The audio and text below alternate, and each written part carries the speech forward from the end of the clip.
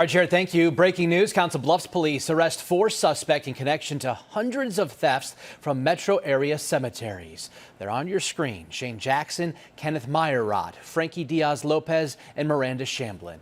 The following suspects are still at large this morning: Kristen Davenport, Tracy Klon, Patty Vance, and Larry Trustler. If you have any info about their whereabouts, call 911 or Council Bluffs Crime Stoppers.